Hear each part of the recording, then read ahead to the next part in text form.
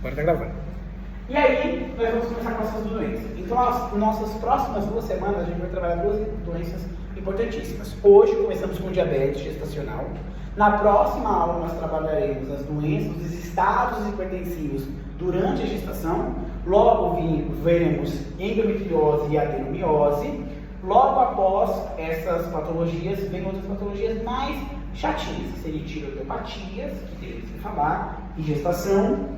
E, por fim, eu sei que tem mais um programa aí, tem a amenorreia, tem congestão pélvica crônica, tem amenorreia primária. Em obstetrícia, se eu não me engano, tem APP, a ameaça de parto prematuro, e tem mais um tema que eu não estou me recordando agora, mas eu tenho um cronograma que eu vou passar para vocês.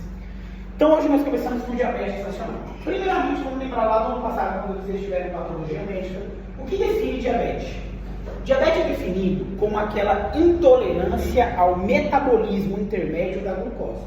Então, sempre que a gente tem uma intolerância, uma alteração no metabolismo, nós temos o diabetes de mellitus. O diabetes mellitus, não tem esse D em mellitus, é o diabetes mellitus.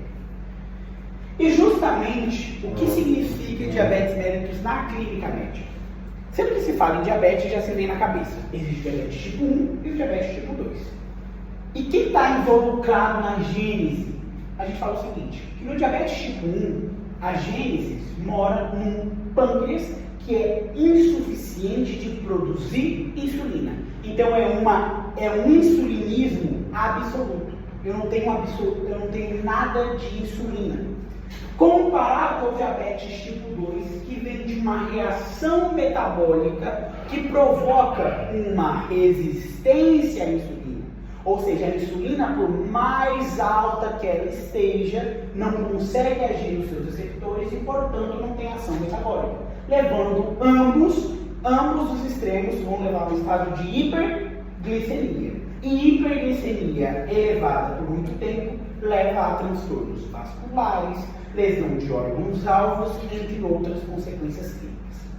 Já dentro da obstetrícia, ou dentro da classificação diabética, existe o diabetes gestacional, que é aquela intolerância à glicose diagnosticada durante a gestação, desde o primeiro dia da gestação até a última gestação, que não cumpre critérios de diagnóstico para enquadrar nem diabetes tipo 1 e nem diabetes tipo 2. Ou seja, as cifras glicêmicas esperadas no diabetes gestacional está até abaixo do índice glicêmico diagnóstico padrão do diabetes convencional, da hiperglicemia convencional. Por isso é um grupo, é uma classificação separada. E como que acontece, Gustavo, o diabetes gestacional? O diabetes gestacional, ele acontece porque a gestação em si, ela é diabetogênica. A própria gestação é diabetogênica. A gestação, ela é dividida em trimestres, primeiro, segundo e terceiro. Os 2 primeiros trimestres é conhecido como período anabólico, o que significa que a mulher ela vai gastar muita energia para fazer com que aquele feto se forme, enquanto que no último trimestre ela vai ser catabólica, ela vai queimar tudo que ela tem, todas as reservas energéticas, tudo que ela possui ou não possui, para fazer com que aquele feto cresça mais e se encontre mais preparado possível. E dentro disso existe um jogo hormonal que se adapta o corpo da mulher a secretar mais insulina e fazer com que internalize e veiculize maior quantidade de glicose para o feto. Só que o que acontece no diabetes gestacional? Acontece o seguinte, a mulher de gestação normal, ela não tem intolerância, ela não pode ter previamente intolerância. Ela não é diabética, porque a mulher que engravida diabética é chamada diabetes gestacional, diabetes pré-gestacional. E a mulher só muda o tratamento, mas ela já era conhecida diabética. Então é aquele diabético, é aquela alteração no metabolismo de glicose que é está na gestação, durante a gestação. O que acontece? A mulher engravida, ela fica grávida, gravidez, e aí ela entra no estado de alteração metabólica. Então nós temos um aumento de alguns hormônios que são contrarreguladores da insulina. Esses são cortisol, progesterona,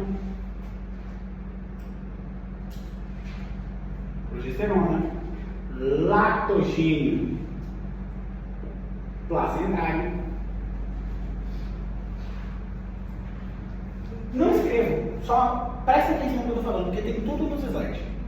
Então presta atenção no que eu estou falando para entender a fisiopatologia. Estrógeno, entre outros hormônios. E o que eles fazem? Eles são secretados na corrente sanguínea da mulher e fazem o seguinte: o feto, ele precisa de toda a glicose da mãe. Então, um número maior de glicose vai ser mandado para o feto. Só que a mãe, ela necessita de reservas endócrino, ela precisa de energia. E para que essa mulher supra as quantidades de glicose, ela precisa secretar mais o glucagon. E ela passa por um período fininho de hiperglicemia. Seria assim: a glicemia dela aumenta, mas uma porcentagem é mandada para o feto. E aí, nesse caso, quando é mandado para o feto uma grande parcela, aquele estado de hiperglicemia, que era transitório, o pâncreas vai fazer assim: opa, tem muita. Porque tudo contra-regulador. Então, o que eles vão fazer com a glicemia? Vai aumentar. A glicemia vai aumentar. E o pâncreas vai falar: opa, preciso secretar muito insulina. Então ele vai começar a secretar insulina. Só que o que acontece com essas mulheres que desenvolvem diabetes gestacional? Todos os nossos órgãos, existe uma coisa chamada de reserva funcional. Nenhum órgão de vocês funciona 100%. Eles funcionam adequadamente para que vocês fiquem no processo de homeostase. Mas lembrando sempre que eles deixam uma reserva para casos extremos serem colocadas em funcionamento para manter o processo de homeostasia. Essas mulheres já têm o pâncreas trabalhando na máxima potência. E quando existe um aumento dos hormônios contra-reguladores que aumenta a necessidade de insulina, o pâncreas não dá conta. E para piorar esse estágio do pâncreas começar a produzir mais insulina, no estágio de hiperinsulinemia, ele provoca nos receptores uma coisa chamada de down regulation, que seria uma resistência à insulina. Então, para a mulher manter os níveis glicêmicos dela normais, porque todos esses hormônios vão estar aumentando porque precisa de glicose para mandar para o feto. O feto precisa de glicose para crescer. E o pâncreas precisa secretar mais insulina, por quê? Por que eu não coloquei o glucagon aqui? Porque senão os dois seriam contrapostos. Então são mais hormônios, tem mais hormônios contra-reguladores do que regulador. Qual é o único hormônio regulador da glicemia? Só que abaixa a glicemia. Só é a insulina. Agora, quais são os que tiram? Cortisol, glicogênio, que atira, né? Ou seja, que coloca açúcar fora das células. Glicose na corrente sanguínea. Cortisol, progesterona. Você entende que estágio? E o pâncreas aumenta também. Só que ele não consegue dar conta nem do estímulo contra-regulador e nem da resistência à insulina. Então essas mulheres entram no estágio de hiperglicemia. Só que lembra que eu falei que uma parte da glicemia passa para o feto? Então não consegue cumprir os critérios diagnósticos de um diabético normal, assim, um diabético que não está grave. Então as cifras glicêmicas esperadas numa mulher têm resultados próprios, têm parâmetros próprios que vão ser estudados hoje. Então agora a gente começa a aula, depois dessa explicaçãozinha da fisiopatologia, para que vocês comecem a compreender. Então o diabetes é toda alteração do metabolismo dos hidratos de carbono que se detecta pela primeira vez durante o embaraço. Pela primeira vez durante o embaraço. A mulher não se conhecia. E a diabetes gestacional traduz uma insuficiência da adaptação insulino-resistente que se produz na gestante. Então, como se dá esse processo na produção da resistência à insulina e, consequentemente, em estados de hiperglicemia? Passando sozinho,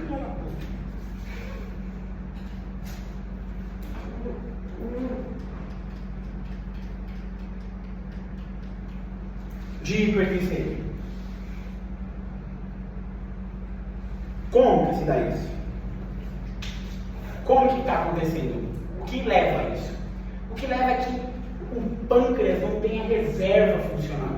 Ele não consegue, por exemplo, porque para ele suprir os hormônios contra-reguladores, ele teria que dar um boom. E para ele suprir a resistência à insulina, ele teria que dar outro cabum, ou seja, usar 100%. E na mulher, no estado que ela estava, ou seja, quando ela já estava sem gravidez, ela já estava no boom do pâncreas dela. No boom do pâncreas. E qual é a epidemiologia? O diabetes é a complicação clínica mais frequente do embaraço. Então, entre hipertensão e diabetes, eles estão acima. Mas entre os dois, o diabetes ainda é a maior complicação clínica. A frequência é variável, segundo alguns estudos, né? E os critérios diagnósticos utilizados. Hoje não é mais tão variável assim. Por que não é tão variável assim? Porque hoje a gente usa os critérios de quem? Da Associação Americana de Diabetes. E dentro disso, todos os países da América Latina que têm a sua própria, que tem a Sociedade América Latina de Diabetes, seguem os mesmos critérios.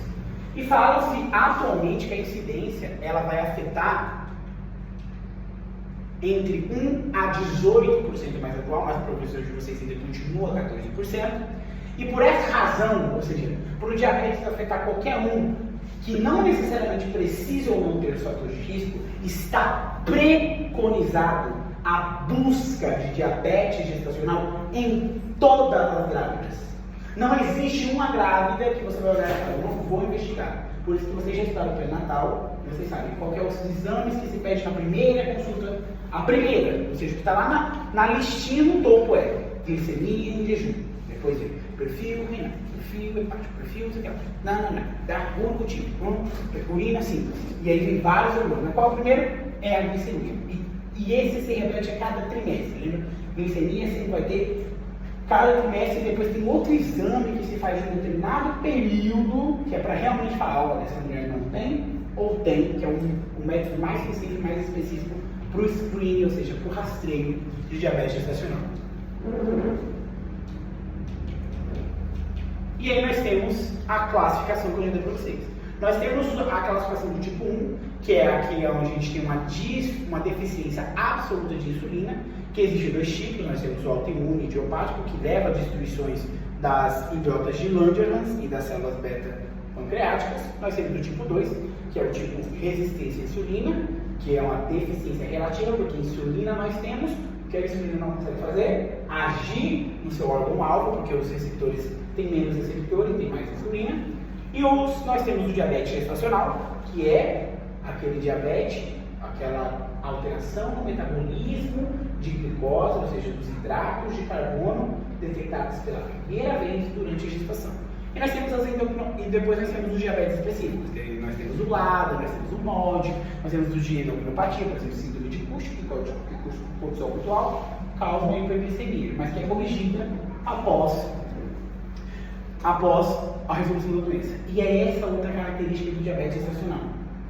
O diabetes gestacional, quando ele é gestacional puro, de 6 a 12 semanas após o parto, a glicemia da mulher vai voltar a valores normais. E se a mulher continuar hiperglicêmica, significa que ela não teve um diabetes gestacional, e sim que ela já era diabética desconhecida, que foi detectado durante a gestação, e agora ela vai ser classificada em diabetes tipo 1 e tipo 2, de acordo com o perfil insulínico que ela cursar. Tá bom? E aí existe uma classificação que ele fala em aula. Isso aqui é para quem é aluno do DIN, tá? Quem é aluno do DIN, presta atenção aqui que ele fala em aula, que existe essa classificação de Priscilla White.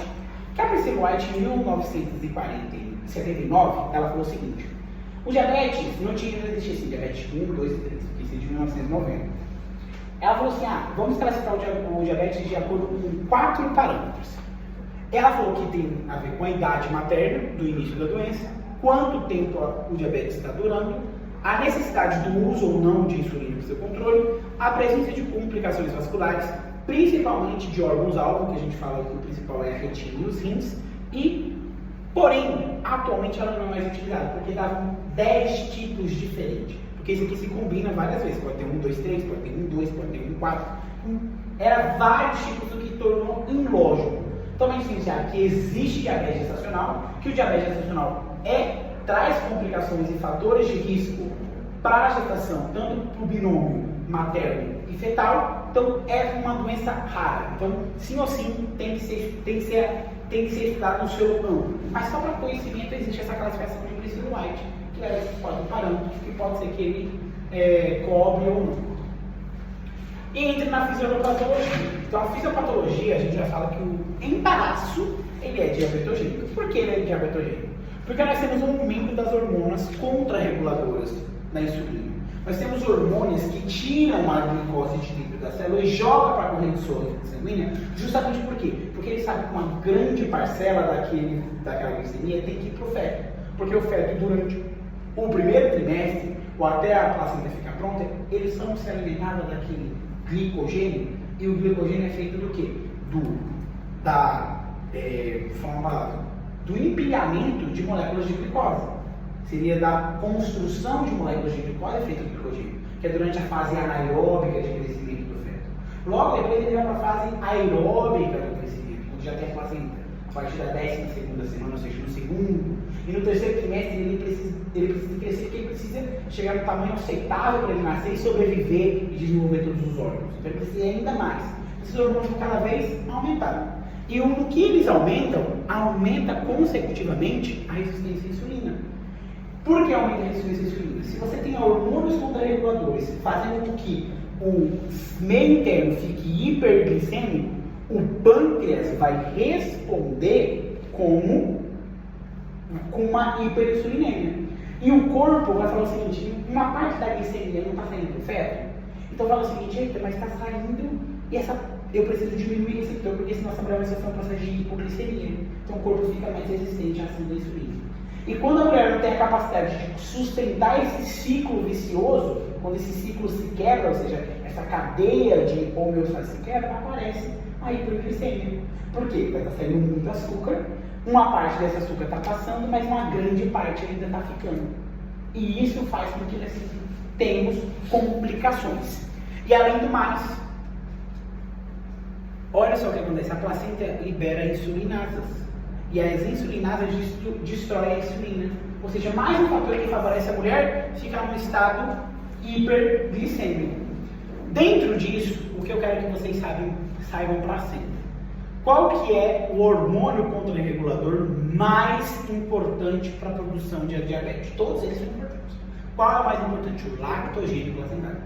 O lactogênio placentário é o hormônio que ele é um antagonista, assim como o glucagon da insulina. Então é muito importante vocês saberem disso. Aqui das 3 fases, justamente essa fase aqui o feto só se alimenta de glicose, por isso tem que ter uma maior, por isso que os hormônios vão acendendo cada vez mais.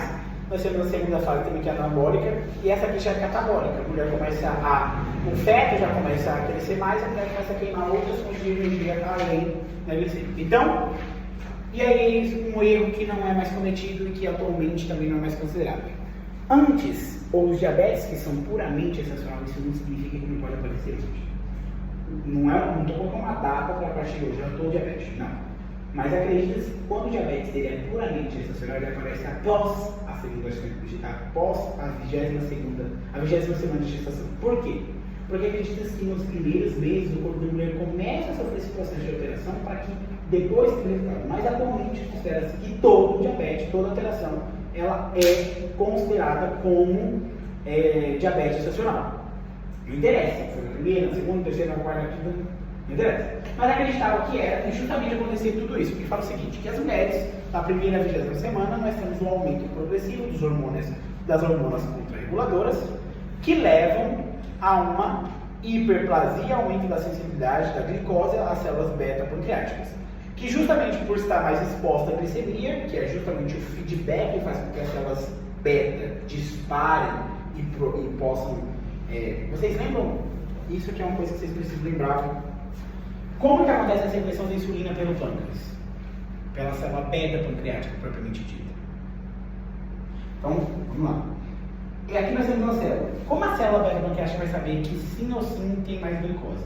Então, quando aumenta a concentração de glicose, a glicose entra dentro da célula e fecha canais de potássio, sódio e potássio. Isso faz com que a célula vai ficando cada vez mais positiva e despolariza. Então, quando ela despolariza, ela pega os grânulos, as vesículas cheias de insulina e libera na corrente sanguínea. É assim que acontece. Então, durante as primeiras semanas, o que acontece? O aumento da glicemia começa a sensibilidade, um aumento rápido e ascendente da glicemia aumenta a sensibilidade dela, porque as células beta-pancreáticas começam a se replicar, hiperplasiar.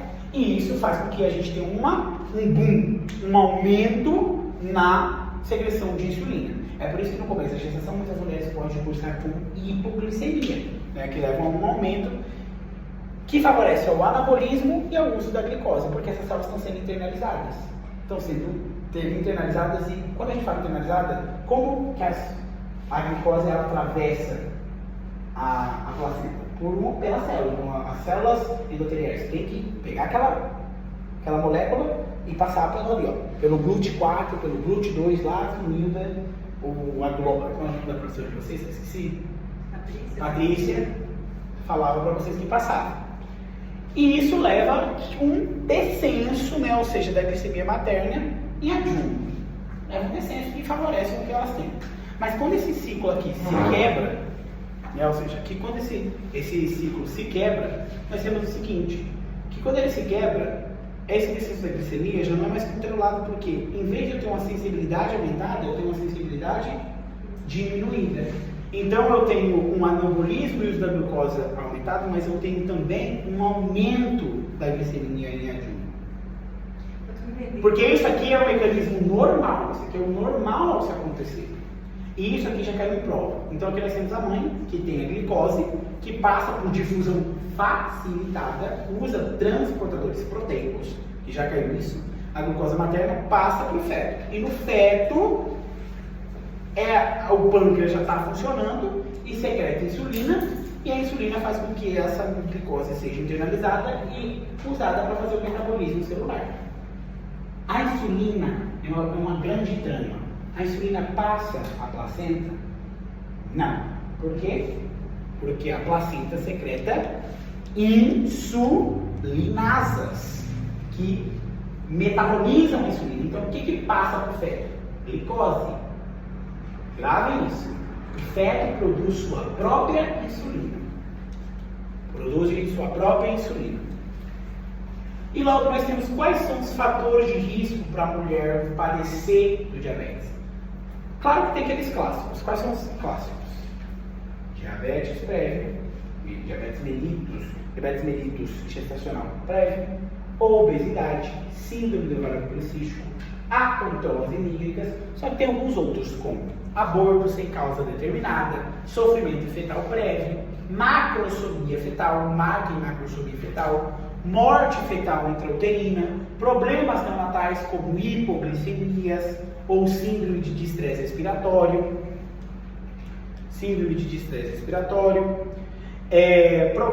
SOP, a SOP é justamente já cursa com uma resistência à insulina muito marcada, obesidade, glicosúria, antecedente de diabetes gestacional, familiares de primeira geração. Sim, minha mãe é diabética, então minha irmã tinha uma probabilidade maior e idade materna maior que 35 anos. Lembra sempre que a idade é um fator muito importante para o desenvolvimento de patologias na obstetrícia. Quanto mais a mulher é mais nova, ou seja, antes dos 21 anos, ou seja, gestações que acontecem de 18, 19, que são as tempranas, e quando elas são muito mais velhas, sempre vão favorecer a doença. Nesse caso aqui, são mais velhas, são aquelas mulheres que são mais velhas. E aí, dentro disso, fala o seguinte, que a mulher que é rica, todas são com risco baixo. Todas as mulheres são risco baixo porque tem nenhum fator de risco. As mulheres de risco intermédio são aquelas que cursam com pelo menos tem mais uma lista enorme, mas esses são os principais. Cursa com um dos fatores de risco. E quem cursa com dois são de alto risco. Isso tem uma importância para cá, tá? Isso não vai significar uma revalida. Só usem isso que eu vou falar agora. Para a prova do Dimitrópolis, para a prova da Furana. Quando vocês renderem a prova, automaticamente vocês pegam, rasga, joga no lixo e esqueça. Que ele fala o seguinte, cada fator de risco desse, ou quando a mulher foi englobada, vai determinar em quantos critérios a mulher vai precisar preencher para ser diagnosticada com diabetes mellitus. Então, uma mulher com baixo risco precisa de 2 provas alteradas para ser consideradas diabéticas. Já uma mulher com risco intermediário também precisa de 2 provas alteradas. E uma mulher em alto risco, apenas uma glicemia alterada, uma prova alterada, ou a glicemia em jejum maior que 126, já vai confirmar o diagnóstico. Então lembra que isso aqui é só para a prova do diagnóstico. Pro revalida, para nossa vida, vai fora. E quais são as complicações do diabetes? Por que é tão importante a gente estudar diabetes? Porque ele cursa com complicações importantes, tanto maternas quanto fetais. Dentro desse nós temos partos distóxicos, ou seja, partos complicados. Por que é complicados? Eu já vou explicar, justamente por causa disso aqui.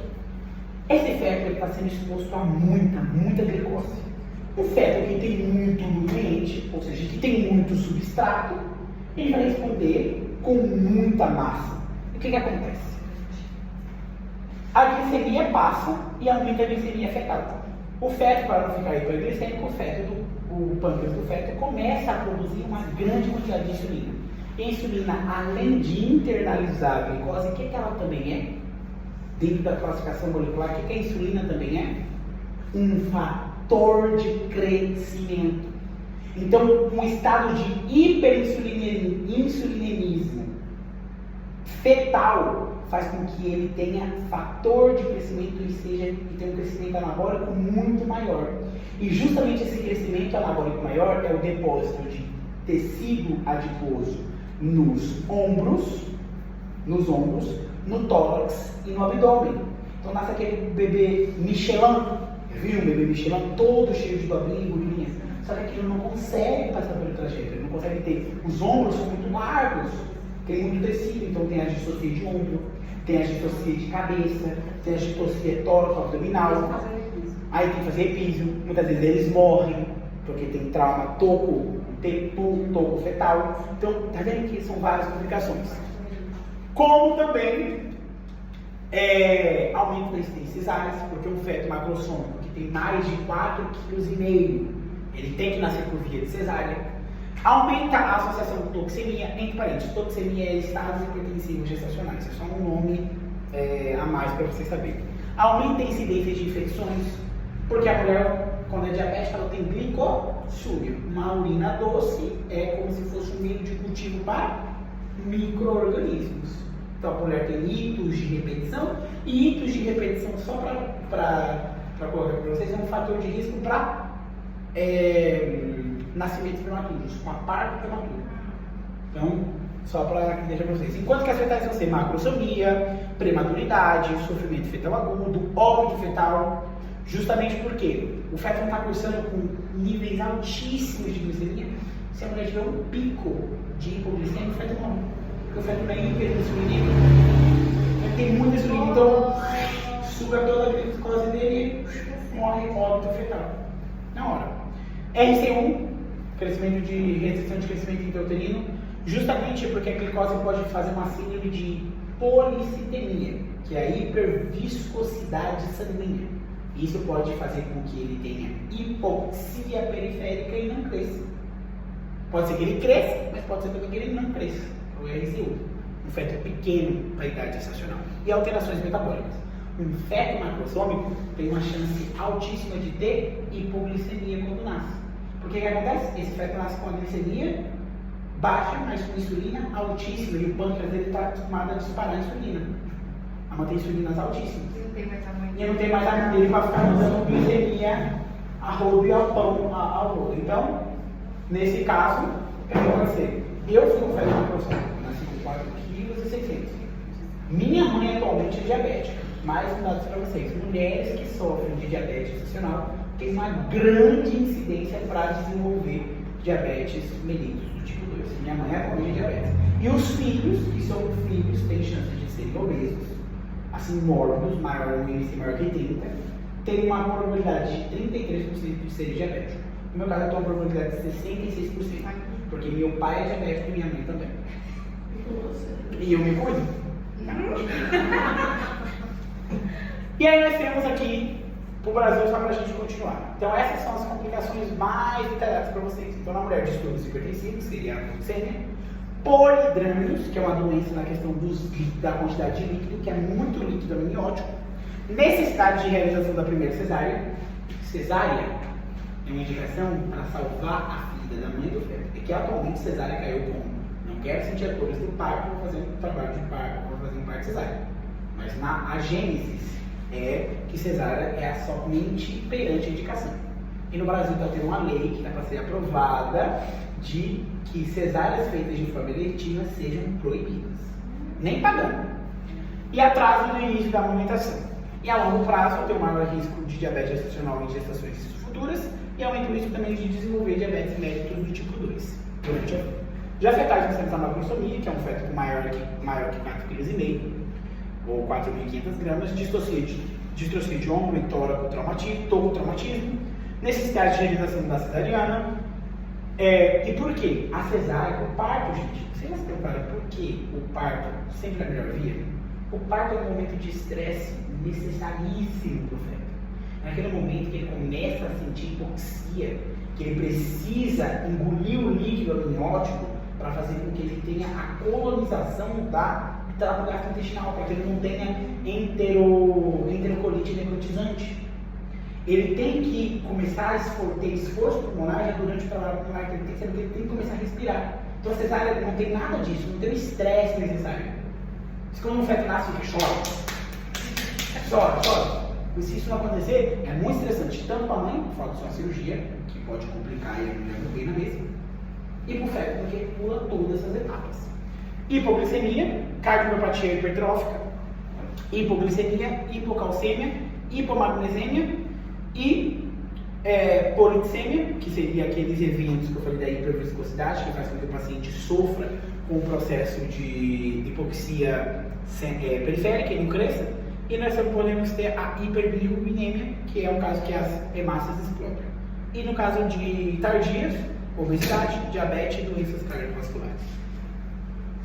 E aí aqui está explicando cada um das genes, como acontece a macrosomia. E eu quero que vocês saibam como acontece a macrosomia e já o polidrâmios, porque nossa próxima aula é polidrâmios. É doenças dos hidrâmios. Então é importante a gente começar a entender por quê. Então, o hiperinsulinismo, ou seja, a mãe tem muita glicose, essa glicose ela acaba, uma pequena parcela, que já é alterada, acaba sendo transmitida para o feto, o que desenvolve um estado de hiperglicemia fetal. Em resposta a essa hiperglicemia, o feto acaba produzindo um hiperinsulinismo, e isso leva com que nós temos uma estimulação de crescimento, porque ela também é um fator anabólico, então nós temos uma estimulação de crescimento e o feto fica hipermacrosômico. E quando ele nasce, por estar muito tempo exposto ao hiperinsulinismo, continua hiperinsulêmico e, consequentemente, pode desenvolver hipoglicemia já no período pós-natal. E aí tem o seguinte, o líquido amniótico, vocês não se perguntaram de onde ele vem? O líquido amniótico é produzido pelo próprio feto. Primeiro, ele é produzido pelos pulmões, que é absorvido, diluído, filtrado pelo rim e excretado pela urina. Então é como o líquido amniótico é tudo urina do feto. E aí o feto deglute esse líquido, deglute esse líquido, que vai ajudando a desenvolver o trato gastrointestinal, que absorve e assim ele vai produzindo. No estado de glicose, a fisiologia fetal não muda. A glicose ela tem um transportador que satura. Depois que chegou naquela saturação que é 282 milimol, que se compara a 120 de glicemia, você começa a jogar glicose fora. Só que a glicose é uma substância osmoticamente ativa. Então ela pega o líquido e leva muito mais líquido. Então o feto começa a urinar muito mais. Começa a aumentar a quantidade de líquido. E essa situação, esse aumento da quantidade de líquido é chamado de polidrâmios. E aí depois nós temos o oposto disso, que é o oligodrâmios, que é quando o feto tem problemas renais, ele não urina, então ele não tem líquido. Mas só para vocês saberem que é uma das complicações do diabetes. E aí, depois para vocês se divertirem como que acontece. E aí, como a gente faz o diagnóstico? Como a gente faz o diagnóstico? E carga também, né? Porque o líquido também vai ser... Come também? Ele come tudo. Nossa, só... Ele fica fazendo esse ciclo eterno, né? Até nascer. E esse ciclo eterno é importantíssimo, porque o ato de deglutir faz com que o esôfago ganhe uma luz. O ato de aspirar faz com que a tráquea ganhe uma luz. Faz com que a gente tenha a canalização dos condutos. E nós temos o diagnóstico. O diagnóstico ele depende dos fatores clínicos, riscos, que são os que não devem ser utilizados como forma de triagem, já que apresentam baixa sensibilidade e todas as mulheres devem ser investigadas por um possível diabetes gestacional, a todo mundo vai ser investigado. O diagnóstico tem que ser universal, ou seja, a possibilidade de diagnóstico deve ser ofertada para todas as gestantes. Os testes de melhor sensibilidade e especificidade, ou seja, os testes tem que ser aquele com maior sensibilidade. Só que aí vem a questão, a viabilidade financeira. Por exemplo, se você está numa área que não tem teste oral de tolerância à glicose, você vai deixar de fazer o esquema? Não, você vai investigar com o que seja possível. Então, o que dá? O que eu vou ensinar para vocês hoje é Gray's Anatomy, Hospital Memorial Mark Sloan, Gray's Sloan. Mas o que acontece na realidade, muitas vezes vocês têm que agir com a ferramenta que vocês têm. E qual, só para deixar claro, qual é a prova de maior sensibilidade? É o teste oral, o exame oral, o teste oral de tolerância à glicose, com 75 gramas de glicose, que é medido em jejum, na primeira hora e na segunda hora. Se nós temos dois resultados alterados, a prova é positiva e confirma o diabetes gestacional, a possibilidade de diabetes gestacional. Você está em jejum, né? Isso. E é nesse do diagnóstico. Então aqui, o diagnóstico de diabetes, para a gente fechar o diagnóstico é o seguinte. A glicemia normal na embaraçada, a gente falou o seguinte, o corpo da mulher sofre aquele processo de adaptação, lembra? Que ela secreta um pouquinho mais de insulina. Então, os níveis glicêmicos dela, normal, é considerada condição menor que 92. Então, qual é o parâmetro seguinte? Entre 60, que a gente vai colocar, e quando que é uma pessoa não grávida? Só para vocês não confundirem. 70 a 100. E aí é isso que não existe. Diabetes gestacional não existe uma coisa que existe no paciente com glicemia normal. Não existe pré-diabético gestacional. Não existe. A mulher é diabética gestacional, a mulher não é diabética gestacional. Não existe assim, ela é pré-diabética gestacional. Esses dias eu escutei isso no hospital, eu quase tive um infarto. Mas a pessoa normal tem? Não, os normais têm, né? Estou falando aqui. Normais não. Coitadinha da grávida, ela não é normal, bicho. Ela é uma situação atípica. Ela não tem esse estado de intolerância à glicose. Qualquer intolerância ao metabolismo é diabetes gestacional. Então a glicemia normal da mulher é menor que 92. Então a glicemia maior que 92 em uma só oportunidade, uma paciente com alto risco, já é diagnóstico. Uma glicemia basal, ou seja, glicemia em jejum, tudo isso aqui é glicemia em jejum, maior que 92 em duas oportunidades, numa paciente com nenhum fator de risco, ou um fator de risco que seria sem fator de risco, ou moderado risco, já confirma o diagnóstico. E aí vem o que ele fala, que se uma glicemia basal é maior que 123 em uma só oportunidade, é diagnóstico em tudo. O que significa isso? Sem risco, com risco, não interessa. Se a paciente tem mais de 126, ela já é diabética. E aí agora, estou repetindo a gravação que vocês vão assistir depois. O que acontece no Brasil, no mundo atual? No mundo atual fala que como a mulher se adapta, ela é impossível ela alcançar os critérios de diagnóstico de um diabético mellitus do tipo 2, ou diabetes mellitus a não ser gestacional.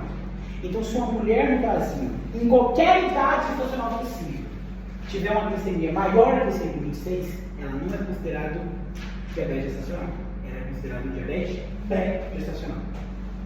Brasil, para a prova do DIME, não consegue isso. Para a prova do DIME é maior que 123 durante a gestação, é diabetes gestacional. Brasil tem essa denominação mais atual e válida por revalida. Então, o que isso significa? Significa que para o Brasil não interessa a idade gestacional, e sim o índice glicêmico detectado no meu paciente. Porque a paciente, para ser diabetes gestacional, tem uma cifra que vai ser de maior que 92 e menor que 126. Dentro disso, ela vai ser considerada, independente da idade gestacional, de diabetes gestacional. Se a glicemia dela for maior que 126, maior ou igual, ela já era diabética. Porque os estudos atuais da ADA de 2021 já fala isso. E é o que realmente leva em consideração hoje. Depois, se vocês quiserem, eu te mando para vocês uma apostilinha do 10 páginas do Estratégia Médica. E lá é bem interessante porque tem muita coisa atual, para que vocês aprendam o correto, mas, repetindo, não coloquem isso na prova. Falei 7 vezes já. E aí vem o seguinte, como a gente vai fazer esse rastreio?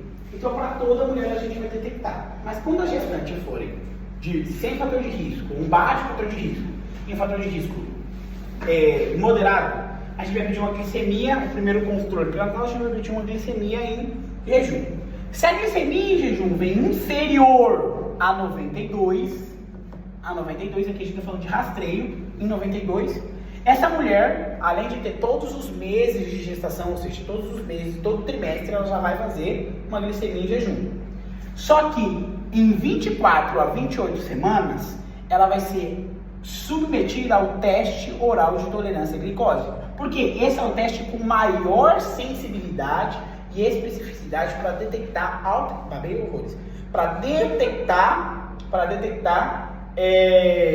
alterações no metabolismo de glicose, tá bom? E aí, se o teste vem normal, descarta que a paciente é diabética ou não é diabética? Não, porque ela vai ter que repetir. Isso eu quero que vocês anotem, porque eu não sei se eu anotei aqui. Ela vai ter que repetir nas 33 e 34 semanas outro teste. Aí, se esse outro teste de tolerância oral à glucose repetido em 33 a 34 semanas for negativo, aí a gente descarta. Gustavo, Não. repete de novo devagar pra gente dar tempo de anotar. Claramente. Tá gravando também. Sim. Então, você pegou uma paciente sem fator de risco, ou seja, sem fator ou com um fator de risco, você vai fazer uma glicemia. Se a glicemia dela veio menor a 92, você vai submeter ela entre 24 e 28 semanas ao teste oral de tolerância à glicose. Se esse teste vem negativo, ou seja, se dentro daquelas 3 medidas a gente não vê alteração nenhuma, que eu já vou passar os valores para vocês, essa mulher vai ter que repetir esse exame, teste oral à tolerância à glucose, 4 semanas depois, que seria entre 33 e 34 semanas, para ela repetir de novo. Se vem negativo, aí sim eu descarto de vez o teste de tolerância, eu gasto de vez o diabetes gestacional. Lembrando que isso aqui é só escrito, se faz na realidade. E aí vem o seguinte, anotou? Conseguiu? Aí vem o seguinte, você faz uma glicemia e vem em jejum maior que 92 e 125, ou seja, já tem uma prova alterada. A gente está falando daqueles dois que precisa estar entre 125. Nesse caso, você vai realizar o quê? Uma nova glicemia em jejum, que se ela vir alterada de novo, já são 2 provas, ou você pode já fazer a prova de tolerância oral à glucose. Então você faz a prova. Se ela vem alterada, já confirma o diagnóstico, porque já tem 2 provas. Se ela não vem alterada, se ela vem a próxima prova vem não alterada, tipo, vem menor a 92. Nesse caso, você vai fazer porque você tem uma prova positiva e uma prova negativa. Está na hora de você tirar a teima com outro método. Aí você vai fazer o teste de tolerância oral à glicose entre 24 e 28 semanas. Agora, se na nova glicemia, né, ou seja, de 2 semanas ou no período de 1 semana, não importa. No período já vem superior, já é diabetes no embaraço, não tem o que fazer, porque 2 provas são positivas. Se vem 130, por exemplo. Aí vem o seguinte, aqui pro Paraguai, você está misturando lá no Brasil. Se vem maior que 100, e eu repeti 7 vezes, ela olhou pra mim 7 vezes, e ela tá falando o que eu já falei 7 vezes. Vocês estão vendo que vocês vão estar vendo aí em casa. Se vem maior que 120, a gente tá falando no âmbito brasileiro, maior que 126, vai fazer a prova de tolerância oral à glicose, e essa prova vai vir com os valores esperados para o diabético normal. E quais os valores? A prova de tolerância oral à glicose para um diabético normal é esperado um resultado na segunda hora maior que 180. Se vem mais 180?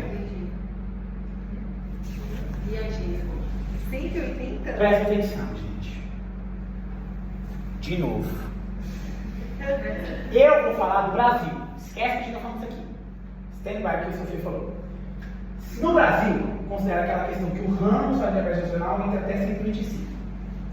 Esse é diabetes gestacional. Então uma prova veio 95. Não, 95, veio 115. Aí a outra glicemia de 8 da semana semana? Brasil, Brasil. Aí outra Outra efeito 130. já é pra gestacional. Não. Você não sabe dizer, porque uma prova lá dentro, outra não. Então, mesmo assim, vai ter que tirar a teima. Tá misturando de novo, vou ter que matar. Tá, não fala do brasileiro, você fala daqui que é melhor. Aí, nesse caso, você vai fazer a prova de tolerância oral à glicose.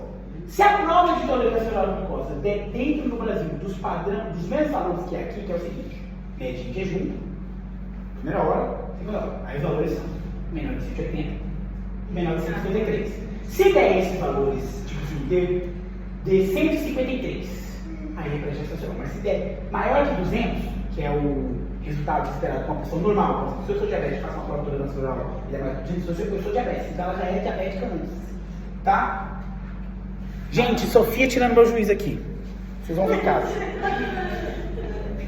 Aí aqui no Paraguai, fez a glicemia normal, né? Veio alterada entre 92 e 125 em uma determinação. Vocês fazem outra e vem normal, aí nesses casos vocês vão fazer o teste de tolerância oral à glicose. E se o teste de tolerância oral à glicose estiver alterado, ela é diabética. Agora, se no primeiro controle a paciente já apresentar uma glicemia superior a 125, a 126, ela já é diabética, não precisa fazer mais nada.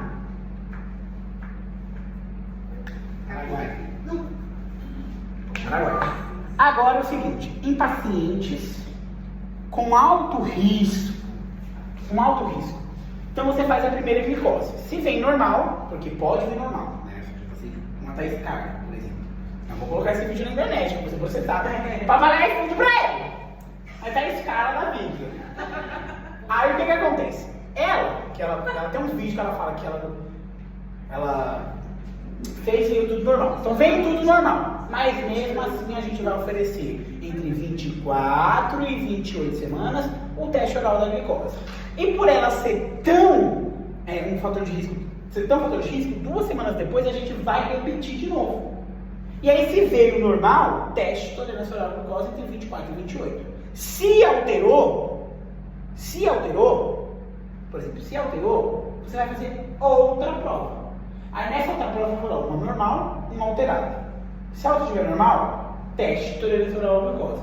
Se você, essa mulher vai fazer tolerância oral à glicose. Agora, se a glicemia já no primeiro controle for maior que 92, uma paciente com alto risco, ela já é diabética, a gente vai lembrando, precisa de uma determinação quando ela é de alto risco. E se for maior que 126, também. Entendeu? Então, qual a diferença entre um baixo risco e um alto risco? A de baixo risco, você precisa ter 2 provas, ou ela tem que ter uma glicemia maior que 126. E a de alto risco, ela precisa ter uma glicemia alterada. Mas uma vez que ela esteja normal, eu não posso descartar. Eu tenho que fazer o teste de tolerância oral à glicose, sim ou sim, e repetir a glicemia dela em 2 semanas. Isso aqui no Paraguai, é assim que funciona. E aí, como funciona o teste de sobrecarga oral à glicose? Então, nós temos 2 testes de sobrecarga oral, ou teste de tolerância oral à glicose. Nós temos o teste que é feito com 100 gramas e o de 75 gramas. Qual que é o mais específico hoje? O de 75 gramas, que é feito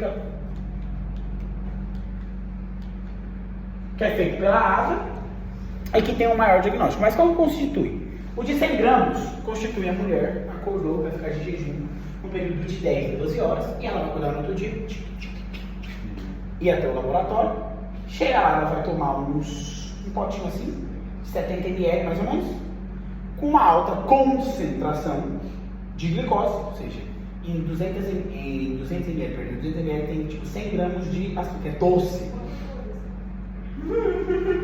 Pra que te interessa a caloria? Hein, aluno do 25%? Pra que te interessa? Na dieta te interessa, na dieta. E aí você vai fazer o seguinte, antes dela tomar o beberone dela, ela tomar o xaropito, você vai tirar o sanguinho dela. Quando ela tomou, ela, eita, Titi, fiquei sentadinha, 1 horinha, tira o sanguinho dela. 2 horinhas, tira o sanguinho dela. E 3 horinhas, tira o sanguinho dela. ou seja, se considera o diagnóstico se 2 ou mais dos valores são iguais ou superior ao normal.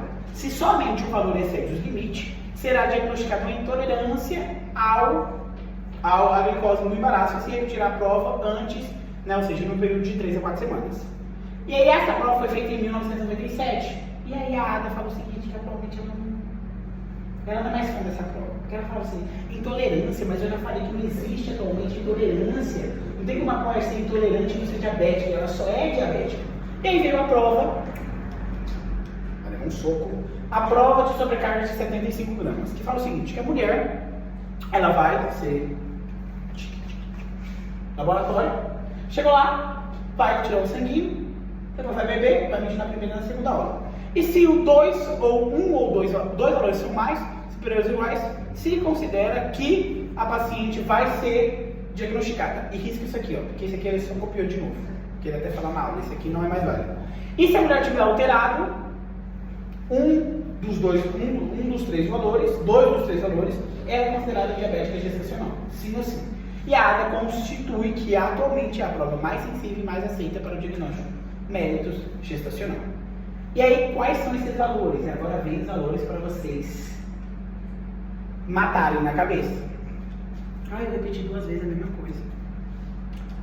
Mas não falei nada mais. É recomendado pelo MSN, vocês perdi 99. É mais simples e mais sensível que as outras. Porém, com esses critérios se multiplicaram em 5 vezes a incidência. Ou seja, quanto mais específico foram ficando, mais sensíveis vão ficando os exames, mais específico e maior a prevalência das doenças vão aumentando.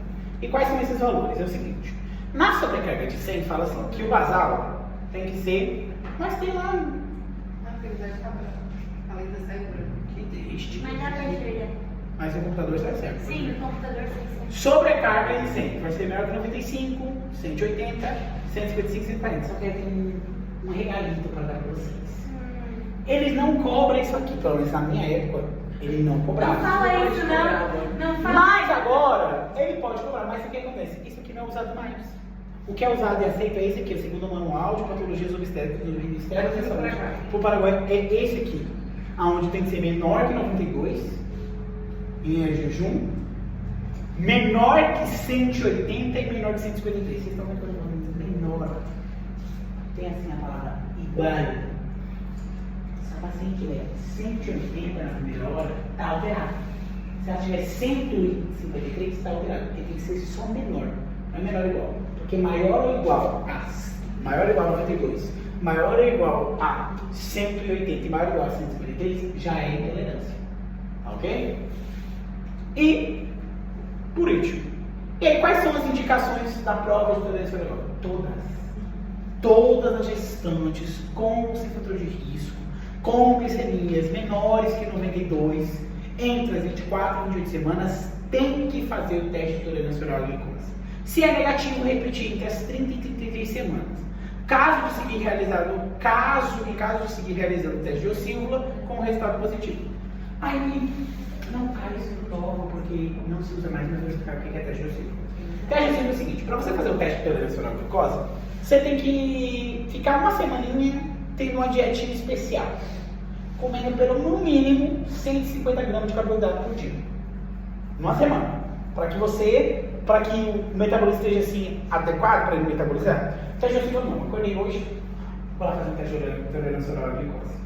Então o que aconteceu? Muitas vezes ele estava muito alterado. Foi uma pesquisa que o próprio nome do cara falou, o Sullivan, que não é mais usado. Então a indicação é só essa aqui. Isso aqui eu estou colocando só para desencargo de consciência. Essa prova me deixou um pouco cargo da consciência. Então só para desencargo da consciência, estou colocando vocês para vocês lerem. E aí nós temos a hemoglobina glicada. Como vocês sabem, a hemoglobina glicada ela não é um indicativo diagnóstico. Pode ser usada, mas não é de prevenção. Ela é usada no projeto de monitorizar o período glicêmico daquela mulher em 3 meses, 120 dias. De 90 a 120 dias, que é de 3 a 4 meses. E aí não se considera um critério diagnóstico, mas não é utilizado como critério diagnóstico, né? Valores iguais ou superiores a 6,5 em 2 oportunidades, com fim diagnóstico. Valores normal tem que ser menor que 5,7. E lembrando sempre que isso aqui a gente vai ter muito, escrevam aqui, é muito para acompanhamento da glicemia após instituído a terapia com insulina. Após a terapia com insulina, a hemoglobina glicada ela vai levar muito para a gente saber se o paciente está cursando ou não com níveis glicêmicos, porque ela justamente faz aquela glicosilação com a hemoglobina que é irreversível. Então a gente sabe predizir os níveis retrógrados da nem 9 horas ainda, você já está com sono, da glicemia. E aí nós temos o tratamento. Uma vez que já virou chiquete, já aceita a doença. Agora, se fosse patologia médica, a gente já tinha acabado. Mas agora, como vocês já são quase médicozinhos, tem que caminhar para o tratamento. Então, diagnostiquei o paciente com a minha primeira medida terapêutica. Neve, que a gente chama. Modificações do estilo de vida. Então, nas primeiras 2 semanas após eu ter diagnosticado a diabetes gestacional, eu vou instituir medidas dietéticas e também de exercício físico. Que essas são. Eu vou fazer uma dieta hiperproteica e hipocalórica, dependendo do peso do meu paciente. Se é hiperproteica, hipocalórica e deficiente em açúcar, sempre lembrando em evitar o consumo de açúcares refinados e bebidas açucarizadas. E eu vou propor para a minha paciente que ela realize a atividade física pelo menos 1 hora por dia, todos os dias da semana.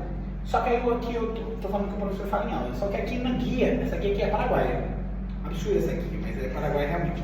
E ela fala o seguinte, que a paciente tem que fazer sempre com autorização prévia do médico, caminhadas de 15 a 30 minutos, que é realmente recomendado, seriam 150 minutos por semana, dividido por 5 dias daria 30 minutos, para que ela faça. E é atividade física moderada, uma caminhadinha, corridinha, nada, levantar bem, nada, é algo mais. E em 2 semanas a gente tem que ter, que muitas vezes essas medidas são suficientes para controlar a glicemia da paciente. E aí, se em 2 semanas, porque elas vão fazer o acompanhamento da glicemia em adjunos e também pós-prandiais, e tem os níveis que são recomendados. Então, qual é a meta terapêutica a ser alcançada nessas pacientes? É uma glicemia em jejum menor que 90 e uma glicemia pós-prandial menor que 120. Menor que 120. Menor que 120. Então, esses são os seus valores esperados. Caso 2 semanas se passarem e a paciente não alcançou esses resultados, inicia-se o tratamento farmacológico. E que fármaco é utilizado durante a gestação? Qual a metformina para o paciente? Uma glimeperida? Uma dapaglifosina? Não. Os hiperglicemiantes orais estão contraindicados, porque eles têm efeitos teratogênicos, eles têm efeitos hepatotóxicos, nefrotóxicos que passam a barreira. Então, o tratamento está feito por insulina. Que aí as insulinas podem ser utilizadas a do tipo lento, que seria a NPAT, a glargina, que são de ações mais prolongadas, e nós teríamos as de ação rápida, que a gente pode usar a cristalina, aspartato, lisopro, entre outros. E aí vem a dieta é um pilar fundamental, onde está recomendada uma dieta equilibrada, dividida, né, ou seja, em 6 ingestas diárias, relativas hipocalórica e hiperproteica se o MIC for maior que 27. O exercício regular, pelo menos 1 hora ao dia, por isso que eu falei 1 hora, que é o que ele vai cobrar, mas lembrar sempre que para as guias internacionais até meia hora já é suficiente. A paciente ela vai ter que fazer autoanálise, hemoglucoteste, com o aparatinho, ao acordar, em adjunas e pós-prandiais, pós-almoço, pós-cena, pós-café da tarde. Cada vez que ela fazer, ela vai ter que fazer o testinho. E as metas esperadas nessas pacientes que já foram instituídas, as MEV, né, ou seja, as modificações do estilo de vida, deve ser que em adjunas deve ser menor que 90 e as pós-comidas, ou seja, pós-prandial, maior que 120. Se em 2 semanas isso não mudar, ou seja, se manter fora, está indicado a terapia farmacológica, onde os antidiabéticos orais, como as metformina, a glimeperida, glibenclamida, clamida, dapaglifosina, qualquer outro tipo de antidiabético oral é contraindicado. Justamente porque se associa com efeitos letais na mulher. Atualmente se fala que a metformina poderia dar, porque ela não tem efeitos controversos já comprovados. Por isso que mulheres que já usam metformina passam a utilizar também insulina para controlar, mas continuam com a metformina. Mas aqui metformina não, remédio oral não. Só usamos a insulina. E aí não é o que é preferente, gente. Insulina é caro. Uma Degludec é caro. Uma Glargina é caro. Né? Essas são insulinas assim, que aplicam uma vez o dia todinho, tranquilo. E aí nós temos as insulinas humanas, ou insulinas naturais, que são feitas pelos bichinhos. E aí tira deles e dá pra gente, que é análogo do ser humano. E essas são as mais usadas. E aí nós temos a de ação intermédia, não é nem ação longa, que é a insulina NPAT, que ela está indicada sempre que após 2 semanas não tem controle glicêmico. E nesse caso, né, inicia-se com a dose de 0,3 a 0,2 unidades. Então, por exemplo, eu tenho 80 quilos. E aí vocês vão dividir por 0,2, que vai dar 40 unidades internacionais. Não vai dar 40, dá 20. Dá 20 unidades internacionais. Dessas 20 unidades internacionais, aqui é 0,2, fazer a calculadora pra você entender. É o peso da paciente, 80 quilos, vezes a dose. Tá vendo que a dose é 0,2 a 0,3 unidades internacionais, quilopeso dia. Então, dividido pelo meu peso. Então, eu tenho 80 quilos. Tenho que tomar 0,2 unidades por quilopeso. Então, 0,2. Eu aqui dei um bugzinho. Isso, deu 20. Aí 20, você vai dividir o seguinte. Tem que dividir em 3. Seria 25, tipo 3. Desses 3, 2/3 vocês vão aplicar na manhã. 2/3 durante a manhã. E 1/3 à noite. Então seria assim, 2/3 pré-desayuno e 1/3 pós-cena. Porque isso vai evitar, se vocês quiserem depois a gente postar uma aula para falar sobre isso, isso vai evitar a secreção basal de insulina que todo mundo tem durante o dia, que é um platô constante. E aí, cada refeição depois, você vai calcular também uma dose, que vai ser que ela vai aplicar cada pós-refeição, ou seja, 30, 20 minutos antes da refeição, para ela ter os picos de insulina, para elas estarem prontas para adquirir carboidratos, para ela já está sendo. Entendeu? E aí, novamente, as metas continuam a mesma. As metas de tratamento são essas, menor de 90, menor de 120, e ela vai sempre controlar. E aí que o esquema é vocês ter jogo de cintura, porque a insulina é aumentar uma daqui, tirar outra dali, tirar uma daqui, mas isso é na vida prática, porque na vida teórica é saber que é de 0,2 a 0,3 unidades internacionais por quilo peso, e que é 1/3 antes, depois da cena, e depois, isso está errado, depois. 1/3 depois da cena e 2/3 antes do almoço. E coloquei aqui de novo, tá? Ó, vocês deixando registrado. Agora eu tenho para bater em 2, 4, 6, 8, 10, 12, 14, 16, 18. 18. Se errar isso aqui. E aí, para terminar, se vocês verem livre de mim, tem os controles pré-natal. Você deve, ou seja, sempre para a diabética deve considerar um embaraço de alto risco e planejado como tal, investigando sempre outras patologias que podem estar presentes. Controles de consulta são a cada 15 dias, que isso é um sonho de acontecer, e o acompanhamento é algo multidisciplinar, com nutricionista, obstetra e diabetólogo, ou seja, vários profissionais sempre em volta. Quais são os protocolos de estudo pedidos para esse paciente? Todos aqueles estudos que é pedido durante o pré-natal. O que muda é que o motivo passa a ser a cada 2 meses, porque essas mulheres têm microsulfo e têm uma maior probabilidade de ter infecção. E o que acontece? O que é uma coisa que só acontece embaraçada? Qualquer outra pessoa a gente não faz, não trata. Bacteria sintomática. Se detectou uma bactéria, antibiótico. Justamente por quê? Porque as mulheres que a bexiga já é esmagada pelo útero, então elas não têm sintomatologia clássica.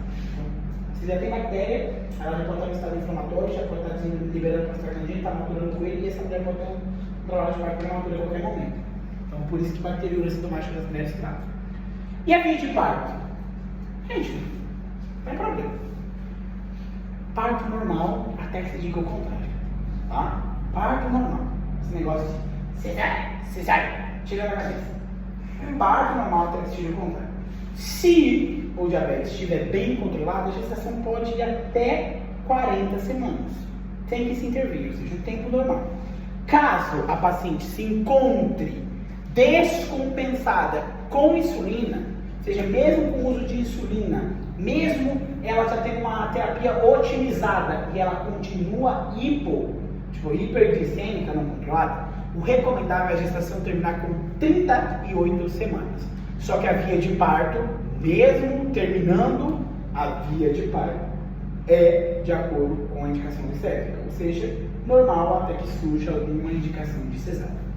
Agora, quando a mulher já tinha um diagnóstico de diabetes pré-gestacional ou durante a gestação desenvolveu lesões de órgão-alvo, como retinopatia, isso passa a ser retinopatia proliferativa, passa a ser uma indicação absoluta de cesárea.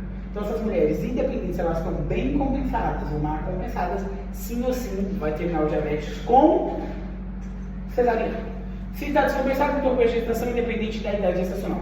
O que significa isso? O paciente entrou numa cetoacidose diabética. Descompensou. Se ela entrou numa cetoacidose diabética, significa que quem está causando isso para ela é a gestação. Então não interessa. Ela entrou no estado hiperosmolar, hiperglicêmico, que são as complicações.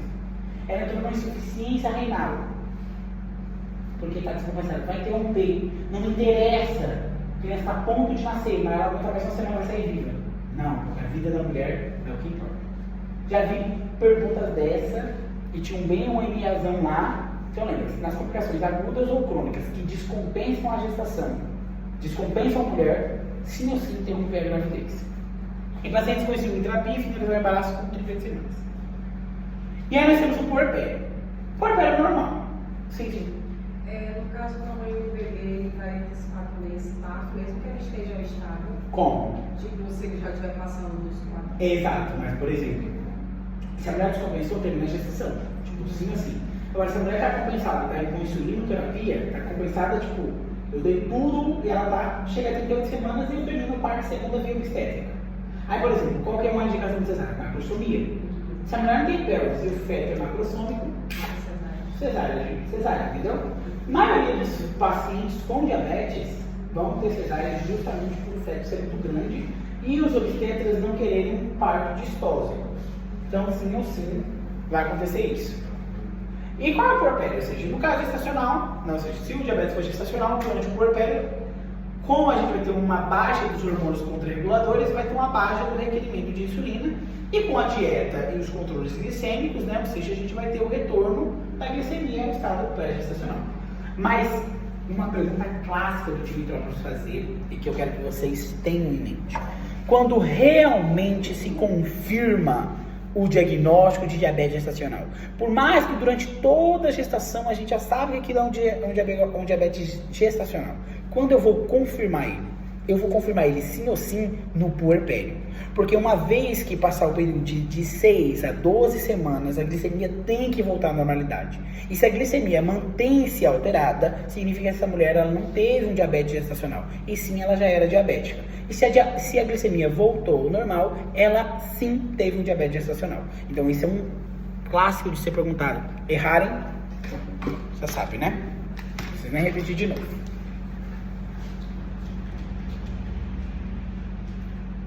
Acabou, só tem mais 3. Então, nos casos de diabetes gestacionais, continuar com a dieta hipocalórica, controle glicêmico cada 6 horas. E agora sim, a insulina, a gente já pode tratar o tratamento de insulina, a gente já pode voltar para os diabéticos orais, que eles não são secretados pela mama. Às 6 semanas após o parto, se deve realizar a prova de tolerância oral, medindo-se a glicemia basal aos 60 e 120 minutos, para reclassificar a paciente. Caso seja normal, damos o diagnóstico definitivo de diabetes mellitus gestacional, o paciente teve. Se a sobrecarga é normal se realizar glicemias basais a cada ano e se recomendará evitar que se embarace por um período de, né, ou seja, evitar sobrepeso e realizar exercícios de dieta equilibrada. Não há que olvidar que, ao cabo de 10 anos, entre 30% e 50% das pacientes vão ter diagnóstico de diabetes mellitus. Minha mãe teve 12 anos após, eu tinha 12 anos quando minha mãe foi diagnosticada com diabetes. Na minha época, minha mãe não foi tratada, minha mãe tomou nada, nasci com 4.600, era um bebezão, então não é que lindão. E aí hoje, quando eu estava estudando, eu falei, pô, eu fui, aí eu vou, minha mãe é diabética. Pô, caralho, sou eu fui o problema. E aí nós temos uma situação que a mulher já era diabética e engravidou.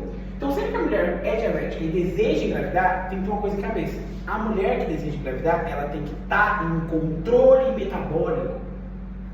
O diabetes tem que estar controlado no mínimo 6 meses antes da composição. E se uma mulher vem numa consulta com vocês, médico generalista, e ela apresenta um mau controle metabólico, uma retinopatia proliferativa, ou seja, lesão de órgão-alvo, ela já tem lesão de órgão-alvo, cardiomiopatia isquêmica, ela já tem uma síndrome coronariana aguda, ela já tem uma fibrilação, ela já tem uma arteriosclerose diagnosticada, ou nefropatia, contraindica o embaraço. Você vai falar, você não vai engravidar com seu filho, vai morrer nesse caminho. E se ela estiver grávida? Aí eu ia chegar nesse ponto. Mas e se ela engravidou? Se ela engravidou, essa paciente que engravidam, mesmo com hiperglicemias altas, tem uma grande consequência. Porque essas pacientes que já têm grandes, vai produzir no feto um crescimento fetal excessivo, que é a macrosomia, mortes fetais intrauterinas por causa de pico hipoglicêmico no feto. E principalmente isso cai na prova, gente. Por favor, estudem. Cai na prova seguinte. O estado hiperglicêmico do diabetes leva ao desenvolvimento de malformações, principalmente cardiovasculares e do tubo neuronal, levando a maior incidência de espinha bífidas.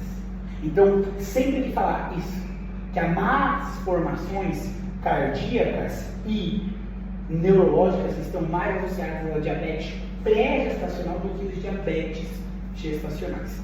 Tá bom? E aí, quais são os efeitos sobre a madre? Empoeiramento da retinopatia. Se fala o seguinte, que uma mulher que era diabética pré-gestacionalmente tem a doença dela progride durante a gestação num tempo cronológico seria de 5 anos. Ou seja, a doença dela em 9 meses progride de 5 anos. Dá um soco aqui. A mulher com nefropatia e hipertensão tem maior risco de pré-eclâmpsia e retraso de crescimento uterino. E nós temos uma maior mortalidade entre as mulheres embaraçadas diabéticas e com cardiopatias. Dúvidas? Perguntas? Não gravou, gente.